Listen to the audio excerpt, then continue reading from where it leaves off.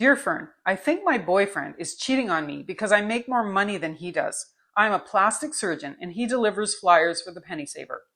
There have been signs. At first, he'd put a red X through the dollar amount on my paychecks, draw a mean face underneath, and add the words, undeserving wench. So I asked him, hey Donald, does it bother you that I make more money than you? He replied, screw you, Hillary. Then, at the hospital Christmas party, he told the CEO to go and bleep himself, and I got fired. Luckily, I found another job a few weeks later at a private surgery center where I now make even more money. Then Donald wrote in block letters on our chalkboard wall, women should never fucking ever make more money than men. And if I were Jesse James, I would have cheated on Sandra too. Of course, I erased it, but every day he writes the same thing over and over and over again. And then just yesterday, a friend of mine told me that she saw Donald flirting with one of the servers at Starbucks down the street. What should I do? Sincerely, richer than my boyfriend, and smarter too.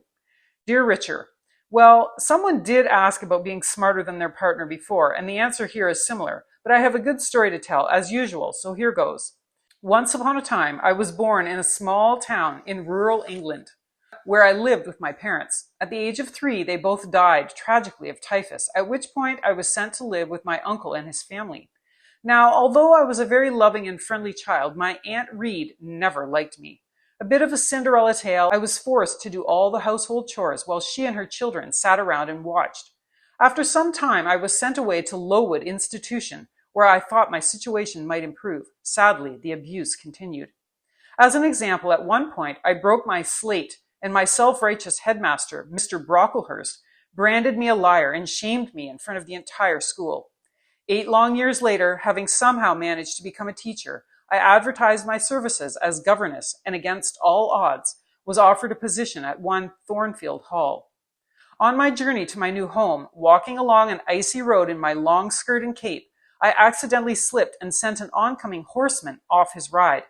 Dark and menacing, the man was some 20 years my senior, but extremely attractive with long, unruly hair and wild eyes. Instantly, I felt a connection to this stranger, whom I later discovered was really my boss. Anyway, long story short, Edward, and I fell deeply and madly in love despite our obvious differences. We've lived happily together ever since. The moral of the story, people from different stations in life can make it work, and you don't even have to be nice to each other. It makes for better sex anyway.